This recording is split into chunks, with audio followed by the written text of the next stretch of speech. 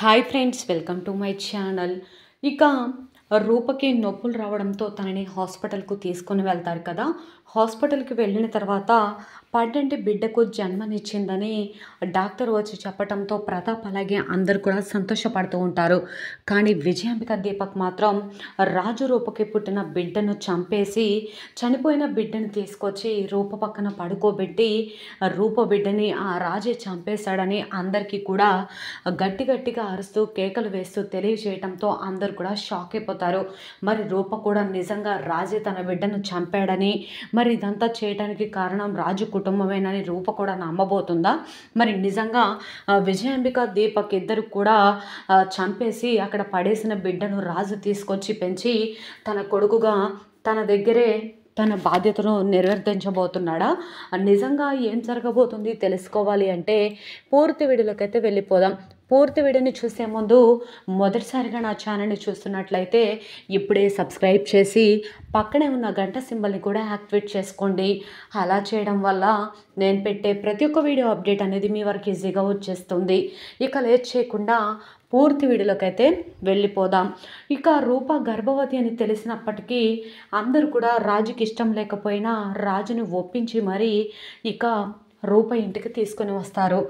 రూపని ఎలాగైనా పెళ్లి చేసుకోవాలి మమ్మీ, కానీ రూప ఇప్పుడు గర్భవతి అని అంటూ ఉండగా, అయితే ఏంటి రూప బిడ్డని చంపేసైనా సరే రూపని పెళ్లి చేసుకుంటాను అని దీపక్ అనగానే, అవును దీపక్, చెట్టంత మనిషినే చంపేశాం, పాపం అందరం సైలెంట్గా ఒక మూలన కూర్చుంటే అయిపోయేది. ప్రతి దాంట్లో నేను నన్ను అంటూ వేలు పెట్టడం వల్ల తన ప్రాణాలనే పోగొట్టుకుంది అని ఈ విధంగా అంటూ ఉంటే, అవును అమ్మి, మనకు అడ్డొచ్చిన ప్రతి ఒక్కరి ప్రాణాలను తీయటమే కదా. రేపు పాపం రాఘవ కూడా ఆగమేఘాల మీద నేను పెద్దయ్య గారితో నిజం చెప్పేయాలి, విరూపాక్షమ్మ గారిని సూర్యప్రతాప్ గారిని కలిపేయాలి అని వస్తే కూడా వాడి ప్రాణాలు కూడా అంతే గాల్లో కలిపేస్తాం కదా, మనకి పెద్ద తేడా ఏముంది ప్రాణం తీయడంలో అన్నట్టుగా మాట్లాడుతూ ఉంటాడు.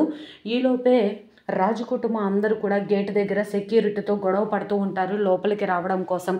అది గమనించిన విజయాంబిక దీపక్ రాజు వాళ్ళు వచ్చారా, పద కిందికి వెళ్దామని చెప్పేసి అందరు కూడా కిందికి వచ్చేసి ఏ ముఖం పెట్టుకుని మళ్ళీ వచ్చారు అని అడుగుతూ ఉంటే, ఆ అమ్మాయి గారు నీళ్ళు వేసుకున్నారని తెలిసింది, అమ్మాయి గారిని పలకరించి వెళ్ళిపోదాం అని వచ్చామని అంటూ ఉంటే, వెంటనే ఇక అమ్మాయి గారు లేరు, గిమ్మాయి గారు లేరు, ఇక్కడ నుంచి వెళ్ళిపోతారా లేదా అని చెప్పి గట్టిగా కేకలు వేస్తూ ఉంటారు ఇద్దరు కూడా.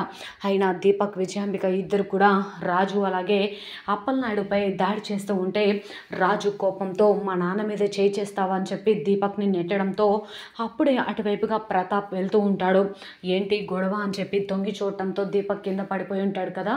అక్క ఏంటి అనగానే, ఈ రాజు కుటుంబం వచ్చి నా కొడుకు మీద దాడి చేస్తున్నారు, మమ్మల్ని చంపేస్తామని బెదిరిస్తున్నారు అని ఈ విధంగా అంటూ ఉంటే, వెంటనే ప్రతాప్ కిందికి వస్తూ ఉంటాడు.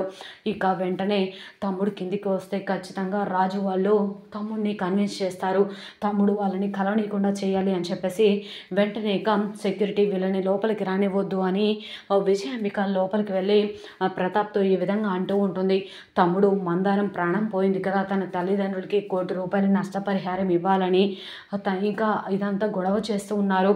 అయినా రూప గర్భవతి కాదా అని కూడా అడగట్లేదు అనగానే, పాపం రూప గర్భవతి అని తెలిసి తన మీద జాలితో తనని పలకరించి పోదామని వచ్చారని అనుకున్నాను, కానీ వాళ్ళ బుద్ధి పోనిచ్చుకోలేదన్నమాట అనగానే, పెద్దయ్య గారు ఒక్కసారి మమ్మల్ని లోపలికి రానివ్వండి, మేము చెప్పేది కనీసం వినండి పెద్దయ్య అని అంటున్నా కూడా ఎవరి మాట వినాల్సిన అవసరం లేదని చెప్పేసి అంటూ ఉంటే, విజయాంబిక దీపక్ మాటలు వినగానే వెంటనే సుమాచంద్ర అంటూ ఉంటారు, రాజు ఎలాంటి వాడో మీకు తెలియదా, అయినా మీరు ఒక్కసారి వాళ్ళ కుటుంబాన్ని పిలిచి మాట్లాడితే అయిపోతుంది కదా బావగారు అనగానే, విజయాంబిక ఇలా అంటూ ఉంటుంది.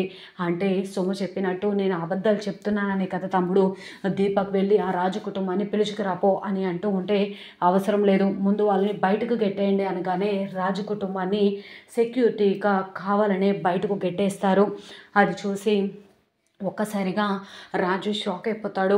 మనం ఏం కోవాలని వచ్చాం, ఇక్కడ ఏం జరుగుతుంది, అందుకే నేను ఇంటికి రావద్దని చెప్పాను, ఉన్న వాళ్ళకి లేని వాళ్ళంటే ఎప్పుడు లోకమని చెప్పాను కదా అని అంటూ ఉంటే, సూర్య వాళ్ళిద్దరిని విడదీయడానికి మనం ఎవరు, రాజు రూప ఇద్దరు కూడా కలవాలని ఎంతగానో తాపత్రయపడ్డాం, వాళ్ళు చివరికి మన కళ్ళ ముందే అలా విడిపోతుంటే చూస్తూ ఎలా ఊరుకుంటామని చెప్పి అంటూ ఉంటే, ముందు ఆ విరూపాక్షిని బయటకు గెట్టేయండి అని చెప్పేసి గట్టిగా కేకలు వేస్తూ అంటాడు ప్రతాప్.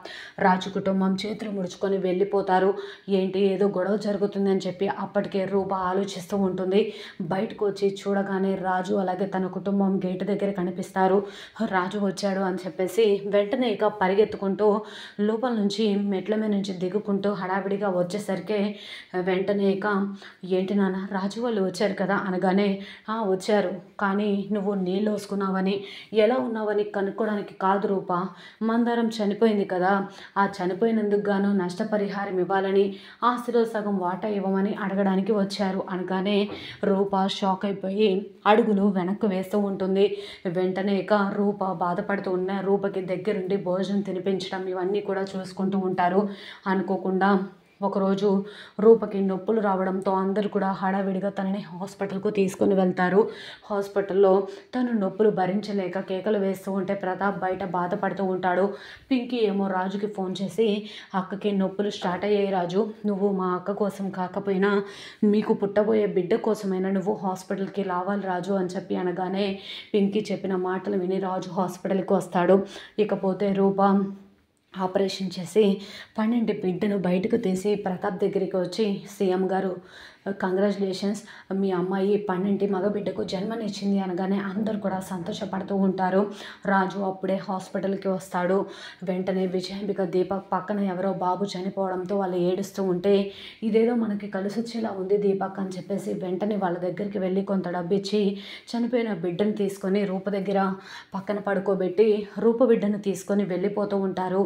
వెంటనే ఇక రూప కడుపున పుట్టిన బిడ్డని చంపేస్తే తప్ప నీకు అలాగే రూపకి పెళ్ళి కాదు దీపక్ అనగానే, అవును మమ్మీ అని అంటూ ఉంటే, అయినా పిల్లలు లేక వాళ్ళు బిడ్డ చనిపోయాడు కదా, వాళ్ళకి ఈ బిడ్డనిస్తే అయిపోయేది కదా మమ్మీ అనగానే, ఇవ్వాలి కాకపోతే రేపైనా వాళ్ళ బిడ్డ కాదని తెలిసి వాడు ప్రయోజకుడయ్యి నేను ఎవరు నా తల్లిదండ్రులు ఎవరు అని కనుక్కుంటే మళ్ళీ కథ కంచికే వస్తుంది అని ఈ విధంగా విజయాంబిక అంటూ ఉంటుంది. ఏది ఏమైనా సరే మన చేతులకు మట్టి అంటకుండా దులిపేసుకుందామని విజయాంబిక అలాగే దీపక్ ఇద్దరు కూడా మాట్లాడుకుంటూ ఉంటారు.